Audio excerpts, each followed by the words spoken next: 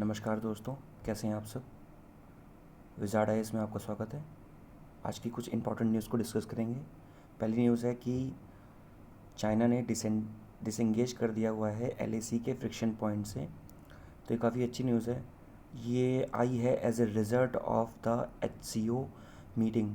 आपको पता है कि अभी शंघाई कॉरपोरेशन ऑर्गेनाइजेशन की मीटिंग चल रही है उज़्बेकिस्तान में। एज ए रिज़ल्ट जिसको प्राइम मिनिस्टर मोदी जी और सी जिनपिंग भी अटेंड कर रहे हैं। सो एज ए रिज़ल्ट क्या हुआ कि जो चाइना है वो जो एलएसी का बॉर्डर डिस्प्यूट था वहाँ के फ्रिक्शन पॉइंट से पीछे हट गया थोड़ा सा। अगर मैं चाइना की बात करूँ तो बहुत सारे डिस्प्यूट्स हुए रिगार्डिंग द चाइना। सीन ये है कि अगर हम बात करें इंडिया चाइना के थोड़े से मैप की, रीजन ऑफ द एक्साई चीन। तो एक्साई चीन का सीन ये है कि बेसिकली वहाँ पर जो लाइन है एक्साई चीन का, जो बॉर्डर ड्रॉ किया जाता है, जो रेड कलर से आप देख सकते हैं, तो इंडिया चाइना इसको कहता है लाइन ऑफ एक्चुअल कंट्रोल, ठीक है, या मैकडोनाल्ड लाइन। बट इंडिया इस लाइन को नहीं मानता। इंडिया मानता है कि जो एक्साई चीन है वो उसका पार्ट है अंडर दी मैकमोहन लाइन, ठीक है। सो ये इनका विवाद है।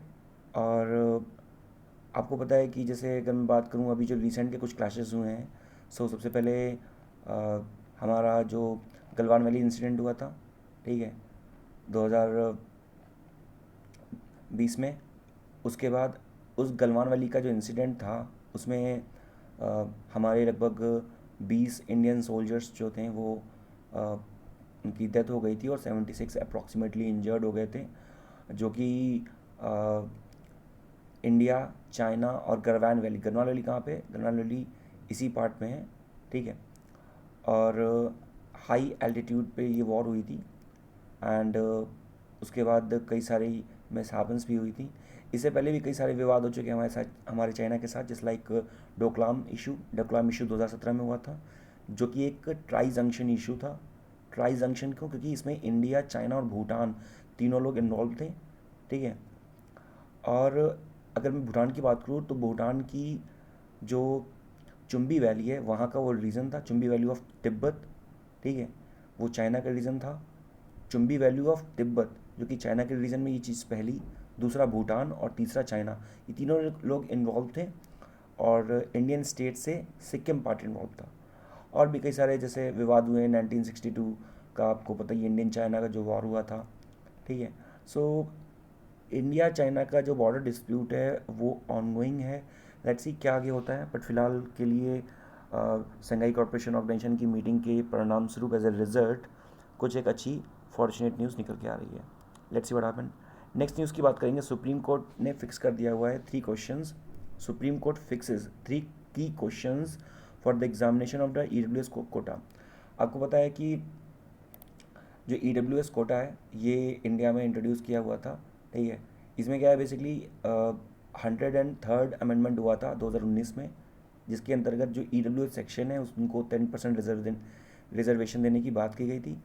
बट ये जो रिजर्वेशन है ये ओवरऑल 50% रिजर्वेशन के कोटा को वॉयलेट भी कर रहा था, तो उसके भी अंतर्गत ये इसकी पटिशन गई थी सुप्रीम कोर्ट में।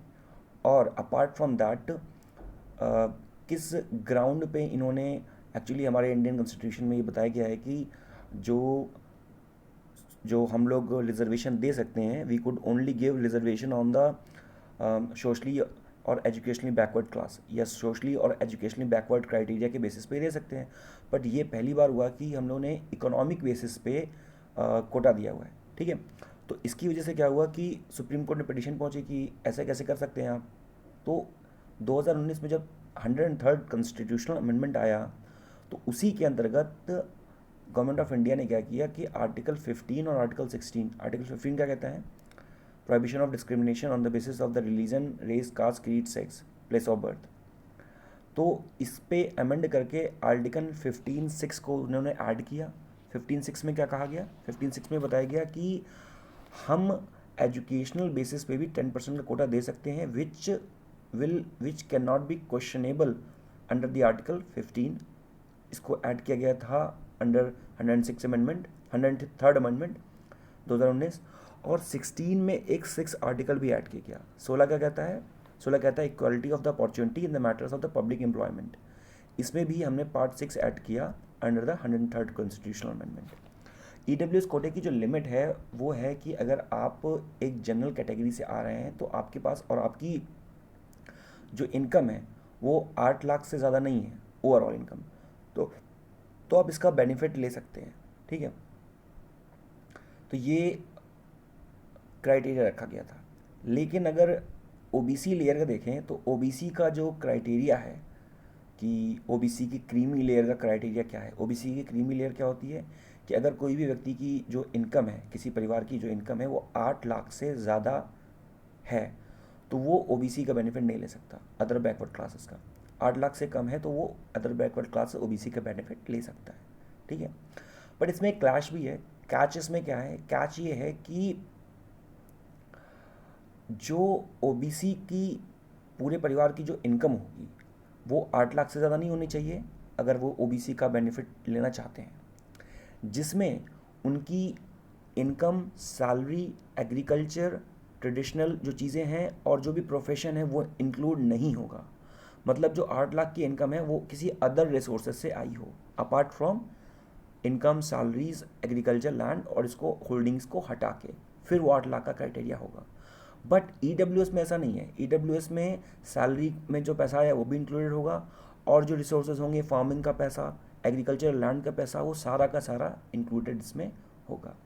तो सुप्रीम कोर्ट में कहा गया कि इस हिसाब से जो ईडब्ल्यूएस की 8 लाख का क्राइटेरिया है ये ओबीसी के 8 लाख के क्राइटेरिया से अलग है, ठीक है। फिलहाल अभी ये under the supervision of supreme court है, देखते क्या इसमें फैसला आता है। तो इसमें जो ईडब्ल्यूएस था तो इसमें ये था कि अगर चाहे वो गवर्नमेंट एडेड स्कूल्स हो या गवर्नमेंट इंस्टीट्यूशंस हो या प्राइवेट इंस्टीट्यूशन हो, सभी में उनको ईडब्ल्यूएस का तो 10% का कोटा मिलेगा। पहले क्या होता था कि अगर जैसे कोई एससी, एसटी या ओबीसी कम्युनिटी का कोई एक स्टूडेंट है और वो अच्छी मेरिट लाता है और एज अ जनरल कैंडिडेट में उसकी मेरिट आ जाती है तो वो एज अ जनरल की सीट ले सकता है। बट ईडब्ल्यूएस के सेक्शन में ऐसा नहीं है। ईडब्ल्यूएस के सेक्शन में भले ही ओबीसी, एससी और एसटी का किसी भी स्टूडेंट की मेरिट अगर जनरल के क्राइटेरिया को फुलफिल करती है फिर भी वो ओबीसी की सीट नहीं ले सकता, ठीक है। तो ये कुछ इश्यूज़ थे, तो यही पूछना है सुप्रीम कोर्ट का पेटिशंस के द्वारा, जो पेटिशनर्स हैं सुप्रीम कोर्ट से पूछना है उनका कि किस बेसिस पे आपने 8 लाख का एक क्राइटेरिया रखा, ठीक है। तो ये अभी under the jurisprudence supreme court के हैं, लेट्स सी क्या होता है इसमें। तो आगे बात करें, ये 5 जज की बेंच भी थी इसमें, पता है आपको, ठीक है। नेक्स्ट न्यूज़ क्या है? Beautification of the Yakub Menon's grave kicks up the political storm. 1993 में हमें पता है कि सीरियल बॉम्ब ब्लास्ट हुए थे मुंबई में, ठीक है। और उसका जो मेन अक्यूज्ड जिसे बताया गया था वो था याकूब मेनन, ठीक है, और उसका भाई, ठीक है।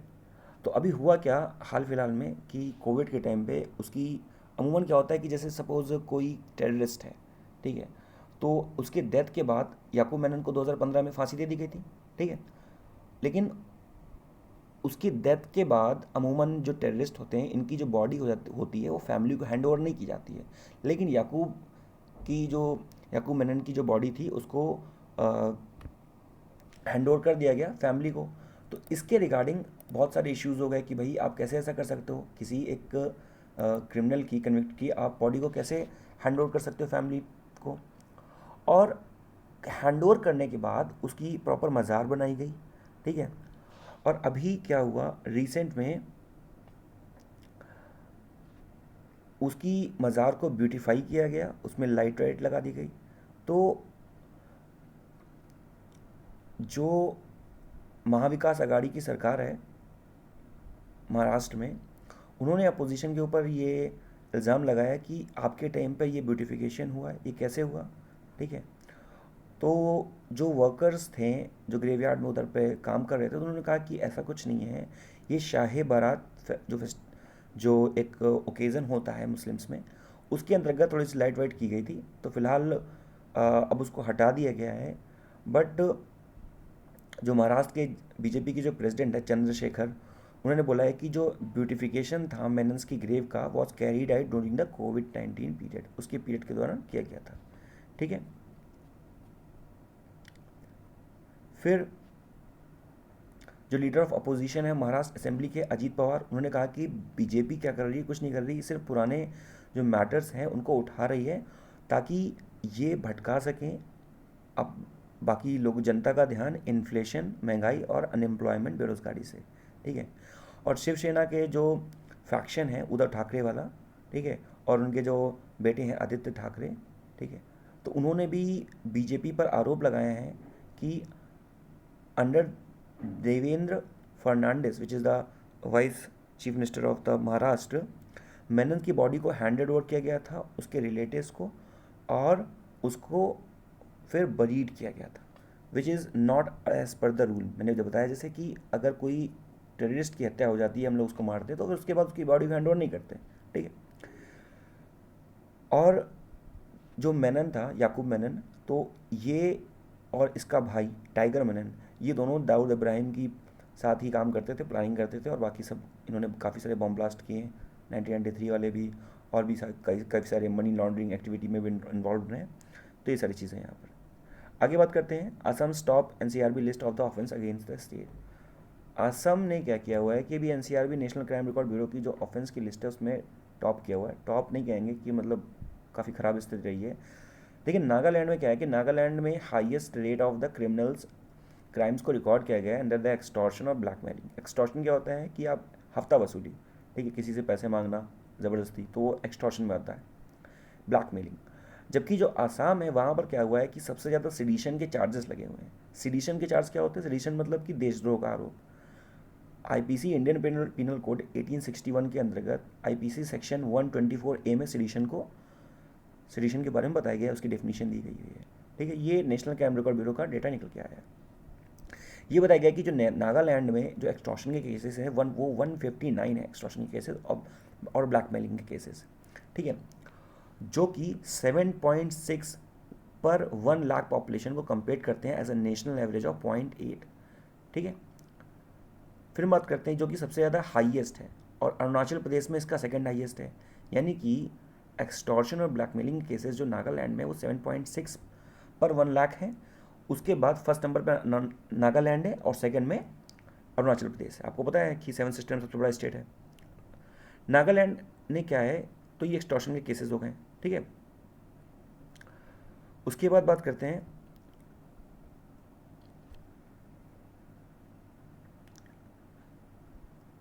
एनसीआरबी का जो डेटा आया था, तो उसमें शो किया गया कि 69 और 40.52% of the 475 sedition cases registered in India since 2014 were reported from the Assam. यानी कि आईपीसी सेक्शन 124A के अंतर्गत जो सेडिशन के चार्जेस लगाए गए हैं उनमें सबसे ज़्यादा चार्जेस जो हैं वो आसाम के एरिया में लगाए गए हैं in compare to the rest of the nearby states. ठीक है, ये यहाँ पे लिखा भी हुआ है कि सेक्शन 124A जो आईपीसी का है ये, followed by the Haryana. Haryana में सबसे ज़्यादा बेसिकली कहाँ पे? असम में है। कितने हैं? 69 केसेस हैं सिंस 2014। ठीक है, जो कि 14% है अप्रॉक्सीमेटली, और उसके बाद फिर आता है हरियाणा का नंबर। ठीक है, फिर झारखंड, कर्नाटक, उसके बाद है 40 और 38 नंबर पे रिस्पेक्टिवली। फिर बात करते हैं government cancel the lease for the shrimp farming in the Bhitarkanika eco sensitive zone. तो आपको पता है कि उड़ीसा में क्या है, भीतरकनिका इको सेंसिटिव जोन है। भीतरकनिका नेशनल पार्क भी है, ठीक है ना, भीतरपर्सन नेशनल पार्क, गहिरमाथा, ठीक है ना, ऋषिकुल्या बीच, कई सारे बीचेस हैं वहाँ पर, रिच बायोडाइवर्सिटी है। तो वहाँ पर एक आरटीआई एक्टिविस्ट थे रंजन कुमार दास, तो इन्होंने एक पटिशन डाली है ऐसे कि भाई यहाँ पर क्या है कि लोकायुक्त के सामने कि जो यहाँ पर भीतरकनिका में इको सेंसिटिव जोन में जो श्रिम फार्मिंग, श्रिम क्या होता है बेसिकली? श्रिम एक तरह की फ़िश होती है, ठीक है, श्रिम या प्रॉन आप बोल सकते हो उसको, ठीक है, लोग खाते हैं काफ़ी, ठीक है, ये सी फूड है एक तरह का। तो उन्होंने पटिशन डाली, तो पटिशन में हुआ क्या कि उन्होंने बोला कि ये गलत तरीके से यहाँ पर इसका एक्सट्रैक्शन कर रहे हैं, श्रिम फार्मिंग कर रहे हैं, which could be environmental, which could turn into environmental disaster. तो उसके रिस्पेक्ट में आरटीआई एक्टिविस्ट रंजन कुमार की मिस्टीरियस सर्कमस्टेंसेस में इनकी डेथ हो गई। ठीक है, मिस्टीरियस सर्कमस्टेंसेस मतलब अननेचुरल डेथ हुई। अब जब इनकी अननेचुरल डेथ हुई तब फिर गवर्नमेंट के सामने ये चीज़ आई कि ऑब्वियसली ये जो केस है, जो इन्होंने पिटीशन डाली हुई थी आरटीआई एक्टिविस्ट, ये बिल्कुल सीरियस मैटर है, तभी इनकी डेथ हुई है, कोई ना कोई इसके पीछे का लिंक है। उसके बाद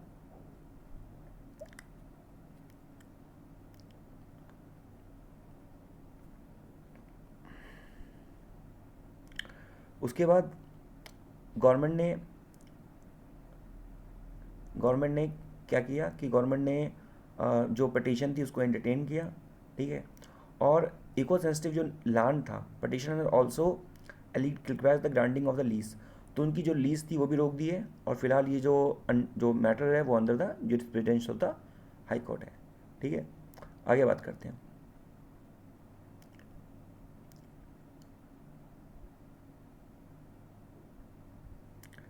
यहाँ पर after the cancellation of the lease, the firm were asked to take back the assets seized in the leased area, citing the cancellation order. तो बेसिकली वही है कि सब कैंसिल कर दिया, और this comes under the ministry of the forest environment and the climate change, coastal aquaculture authority of the Chennai. Next, spent nuclear fuel storage should be worked out. Supreme court ने क्या किया, देखिए हमारे यहाँ पर एक न्यूक्लियर पावर प्लांट है, कुंडमकुलम nuclear power plant, ठीक है। कुंडमकुलम न्यूक्लियर जो पावर प्लांट था,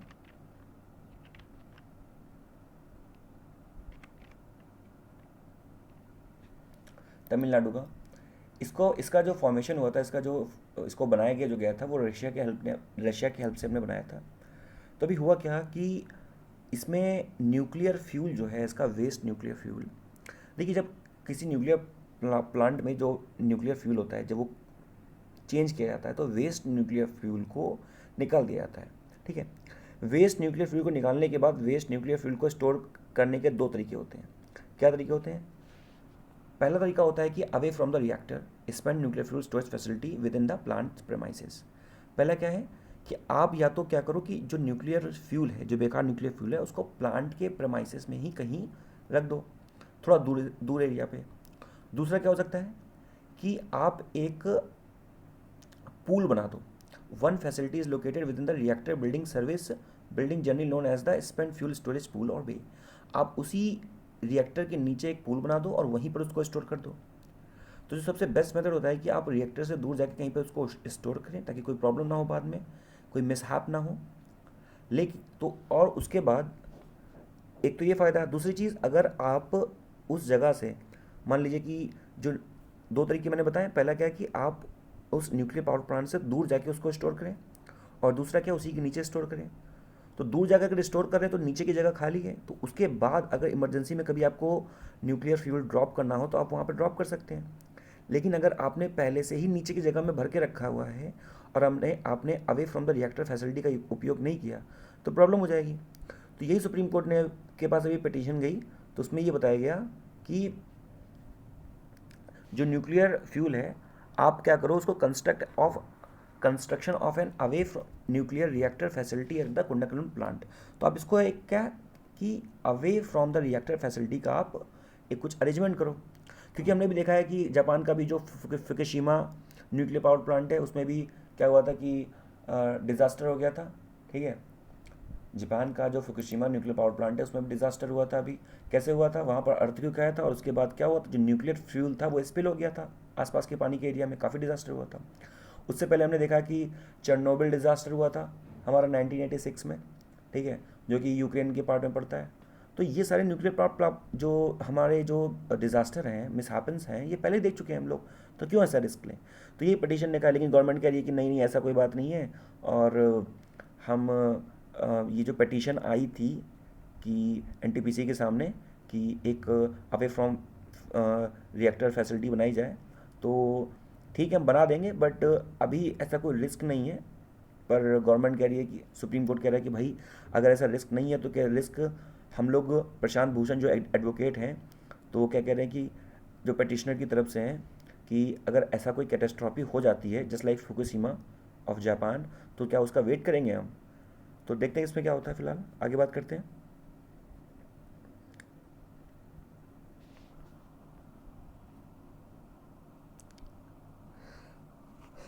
आज की एक और इम्पॉर्टेंट न्यूज़ है, India maintenance silence as the Pakistan. Actually हुआ क्या, पाकिस्तान गेट्स 450 मिलियन का पैकेज मिला है, पाकिस्तान को आज 450 मिलियन का पैकेज मिला है by the US for F-16 fleets. देखिए, पाकिस्तान ने बहुत पहले ही यूएस ने बहुत पहले ही पाकिस्तान को F-16 फ्लीट्स दिए हुए थे। आज पाकिस्तान ने, यूएस ने, बाइडेन ने 450 मिलियन का उन्हें ग्रांट दिया हुआ है। ये कोई लोन नहीं है, ग्रांट है। ग्रांट मतलब ये उन्होंने वापस नहीं करना है, ठीक है। तो ये ग्रांट दिया हुआ है ताकि आप अपने F-16 को अपग्रेड कर सकें और उसमें मिलिट्री उसको एडवांस कर सकें, जो up to the state of the art technology है उसको इंस्टॉल कर सकें, ठीक है ना, उसको टेक्नोलॉजिकली बहुत ही साउंड कर सकें। तो ये सारी चीज़ों के लिए किया गया है। अब ऐसा तो है नहीं कि पाकिस्तान ये सारी चीज़ें यूज़ करेगा अगेंस्ट द अफगानिस्तान या चाइना। पाकिस्तान के पास अगर F-16 हैं तो ऑब्वियसली वो यूज़ करेगा in in attack of the against India. देखिए, अगर यूएस की बात की जाए तो यूएस जो है बड़ा चालू नेशन है, ठीक है, आप कह सकते हो बड़ा दोगला नेशन है। वो हमेशा अपने फ़ायदा देखता है। अभी देखिए आपने, तो ये पाकिस्तान को उसने दिया क्यों दिया, इसलिए क्योंकि पाकिस्तान क्या कर रहा है, पाकिस्तान यूक्रेन को सपोर्ट कर रहा है, अभी वेपन्स भेज रहा है, ठीक है, ताकि यूक्रेन रशिया से लड़ पाए। इसी के कॉन्टेक्स्ट में पाकिस्तान को इन्होंने ये भेजा, F-16 की सौगात दे दी उन्होंने $450 मिलियन की। और आज की मॉर्निंग की न्यूज़ है, एक टाइम पे यूएस ने हेल्प की पाकिस्तान की न्यूक्लियर वेपन्स बनाने में। सो पाकिस्तान न्यूक्लियर रिच कंट्री हो गया, ठीक है, इंडिया पहले से ही था। उसके बाद पाकिस्तान ने हेल्प की नॉर्थ कोरिया की न्यूक्लियर टेक्नोलॉजी का ट्रांसफ़र करने में। और आज मॉर्निंग की न्यूज़ है कि now Kim Jong declared that north Korea has become a nuclear weapon state. और वो इंडिया की पॉलिसी है न्यूक्लियर वेपन को लेकर नो फर्स्ट यूज़ पॉलिसी, कि हम फर्स्ट पहले नहीं यूज़ करेंगे, हाँ, लेकिन अगर हम पे किसी ने यूज़ किया तो हम चुप भी नहीं बैठेंगे। बट नॉर्थ कोरिया की ये पॉलिसी नहीं, किम जॉन ने डायरेक्टली डिक्टेट कर दिया हुआ है कि हमारी कोई पॉलिसी नहीं है कि नो फर्स्ट यूज़ पॉलिसी। अगर हमें लगता है कि हमें डर है, कोई थ्रेट है किसी भी कंट्री से, तो हम तुरंत न्यूक्लियर वेपन चला देंगे। तो now today if north Korea got the nuclear weapon technology, तो किसकी वजह से गया है, ऑब्वियसली यूएस की वजह से, ठीक है। अब ईरान भी न्यूक्लियर टेक्नोलॉजी लेने में बिल्कुल आतुर है कि नहीं नहीं हमें भी चाहिए। और देख लेना, शायद आने वाले कुछ साल में सुनने को मिले कि the Iran also has become a nuclear weapon state. और न्यूक्लियर वेपन एक ऐसी टेक्नोलॉजी है कि अगर एक बार भी किसी ने भी एक इनिशिएट कर दिया a nuclear war, so the whole world will just turn into ashes. तो ये रिगार्डिंग न्यूज़ थी पाकिस्तान के बारे में, ठीक है। आगे बात करें तो बस आज के लिए इतनी, मिलते हैं नेक्स्ट वीडियो में। थैंक यू, तब तक के लिए ध्यान रखिए।